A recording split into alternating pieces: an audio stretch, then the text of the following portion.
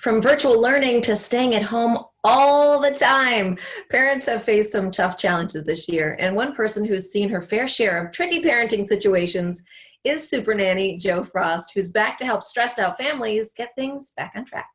This is the family bed.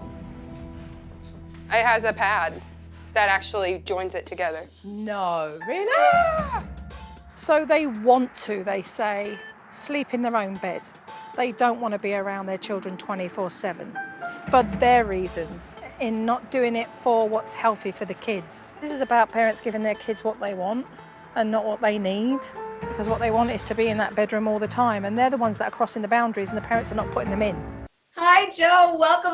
I say this all the time. It's good to see you, but it's really good to see you because all of us parents are struggling right now and we need your help. We're going to take our hat off to ourselves because I do think we're rocking it, regardless of how difficult it is, we are sustaining, we are managing. Yeah, that's true. So let's talk about the clip that we just saw. So the Brown family, they have the family bed where the kids sleep with them in their bed. How bad of a habit is this? It's up there in the top two. In the top two habits, it's up there because sleep deprivation, as we know, is a big problem in society. So when it comes to parents really recognizing the importance to honor the amount of sleep children need in order to thrive and function, it kind of means we need to understand as parents that ourselves. Well, it's not only you helping these kids. A lot of times it's you helping these couples. You're giving them marriage advice. How often does that come up? Because I imagine a lot of problems with kids come from parenting, right? Yeah, I mean, there are the challenging issues that are parental, which you saw with the Brown family. And there was the conflicting advice of Angela liking the kids in the bed as well, because she felt they were all snug together and it felt safe. But yet the other half of her is screaming as a wife that wants the intimacy and the marriage bed.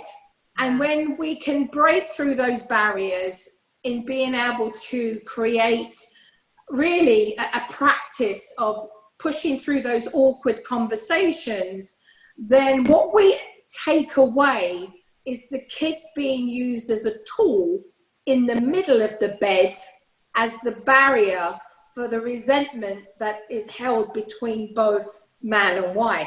You go full circle with this whole family, not just with the kids, but also marriage counseling. Basically, you and I and Jackie spoke earlier this year about the importance of human interaction with kids and lessening the screen time. Do you think during this current climate, it's kind of rewritten the rules a little bit? Only slightly.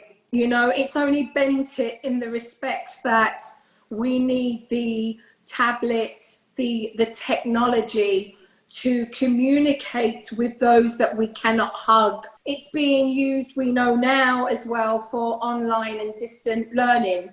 Before the pandemic, the tablets would be using as a crutch.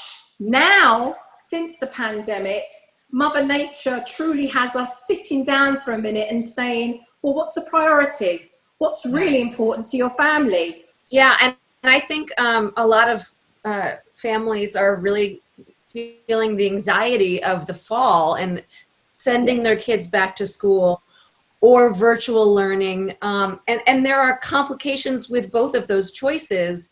How do we kind of move into the fall as parents and make sure that our kids are getting the right education without, quite frankly, us losing our minds? You have to lower your expectations and you have to recognize that you are going to do the best that you can do.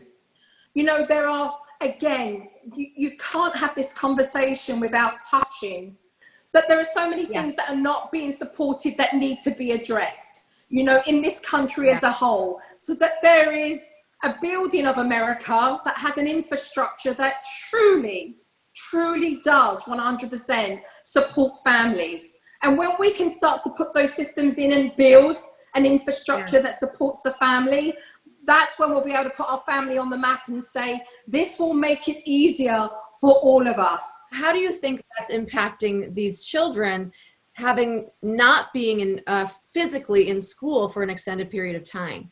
I dare any psychologist to say that they absolutely know what the impact's going to be. Because I know I've been doing this for 33 years, working with families in this arena. Nobody knows truly what the impact is going to be. However, the focus has to be on what can we give our children as maximum to keep social interaction, and to understand the importance of how we keep ourselves well as a family. And that will require flexible schedules.